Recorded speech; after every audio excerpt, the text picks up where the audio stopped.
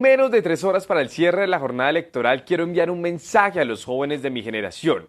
Una de las razones por las cuales entré a la política electoral fue ver con profundo dolor cómo el 2 de octubre de 2016, el día del plebiscito, solo el 11% de los jóvenes salimos a votar. No honramos ese momento histórico. Hoy podemos cambiar a Colombia saliendo a votar masivamente y haciéndolo por Francia Márquez y Gustavo Petro, la candidatura que recoge de mejor manera nuestras luchas, nuestras causas, nuestras necesidades, poder ingresar a la universidad, conseguir un empleo digno, luchar contra el cambio climático, construir paz. Eso es lo que tenemos que hoy defender en las urnas masivamente, dando el ejemplo al país y pensando en los que vienen detrás. Eso representa Francia y Gustavo. Salgamos masivamente a votar, porque en Colombia los jóvenes tenemos derecho a tener futuro. Quiero enviarles un mensaje a quienes no han salido a votar. Pueden votar, pero no esperen hasta las 4 de la tarde. Salgan de una vez, háganlo temprano, no hay mucha fila. Háganlo a conciencia, voten de manera crítica, de manera libre. Voten por Colombia. Hoy son unas elecciones históricas. Estamos votando por nuestros padres y madres, por las abuelas, por nuestros hermanos, hermanas, compañeras, por nuestros hijos y por nuestras hijas. Hoy se escribe o empiezan a escribirse unas nuevas páginas en la historia de nuestro país y ustedes van a ser los protagonistas. Salgan a votar hoy. De verdad, háganlo con el corazón y con muchísimo amor. Adiós. This is a message from my colleagues in Colombia. It's Saturday night and it's about 9 o'clock. Tomorrow is the second round of your presidential election, and I've been following the election from afar. I was very excited after the first round when the centre-left candidate was leading. I even expressed my joy to sympathetic politicians in other South American countries. Don't get too excited. They warned me.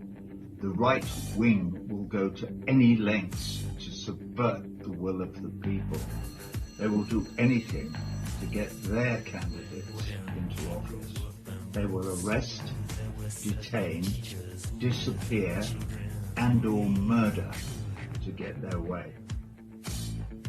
In the last weeks, I've watched their dire prophecies coming true. So, tonight, late as it is, I must speak out. 12 years ago, some of you will remember, in 2010 I performed The Wall in Bogota, and I remember that local students were protesting a visit by the then President of the United States, George W. Bush. Well, let me tell you, nothing much has changed in the United States. Bush and Biden are the same animal. Biden will be supporting the extreme right in your elections in using all of the above undemocratic means to steal this election. Basta. All people, everywhere, should have a right to a genuine democracy with the freedom to express their desires, demands and their dreams without fear of reprisal or detention or even death at the hands of a police force or military that is allied to the ruling elite. The people of Colombia are sick of not having these basic freedoms. They are sick of being locked up for speaking out. They are sick and tired of seeing their friends and families' lives taken by those who think nothing of spilling the people's blood on the altar of profit. For years now, Colombians have raised their voices, crying out for a just peace. They've been answered with riot police committing massacres and paramilitary death squads killing social leaders and human rights defenders in the dark of night. They've seen young activists hunted down and thrown in jail. Young activists who supported last year's national strike are being rounded up in a series of police sweeps cynically called Plan democracy. As of yesterday, at least 26 young people have been arrested. In the city of Cali, I hope I'm pronouncing that right, 9 protesters are at the moment on hunger strike demanding their freedom. There is graphic evidence, photos and videos, showing gun-toting thugs alongside police attacking unarmed protesters. And even though Colombia is seeing the worst electoral violence in 12 years, none of these thugs are being arrested. Free and fair elections must not be bathed in voters' blood. Stories are already rife of the irregularities and fraud that plagued congressional elections earlier and the first round of the presidential vote.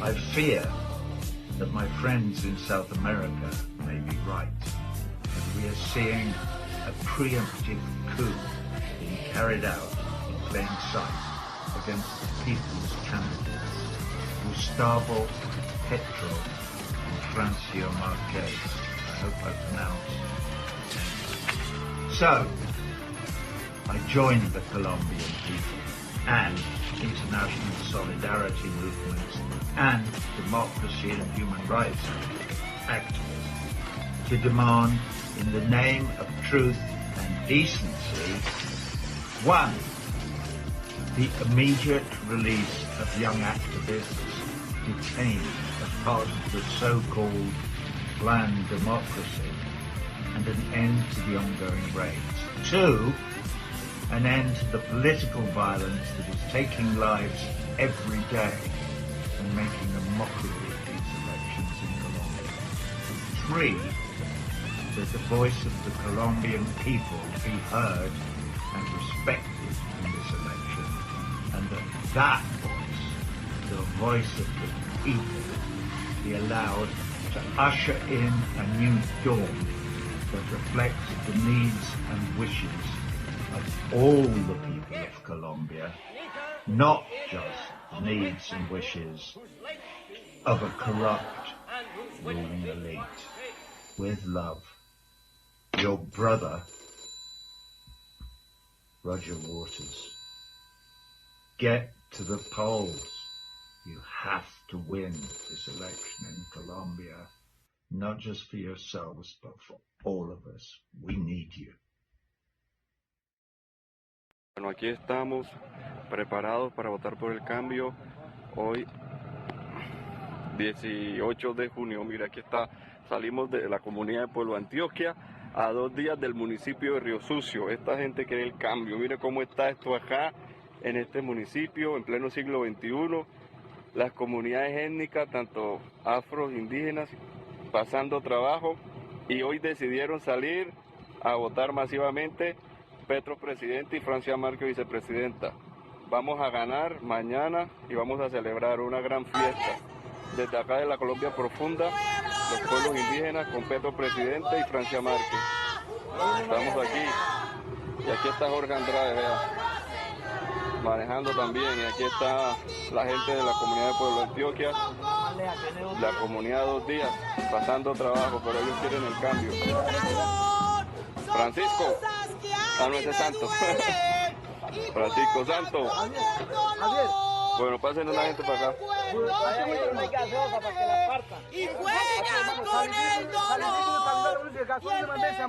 Gracias a todos y a todos los que apoyaron para que nuestra gente se pueda movilizar desde lo más profundo de Colombia, de la parte más apartada. Estamos aquí estamos. Muchísimas gracias a la gente, a Luz, a María Ligia, a Adriana, a todos.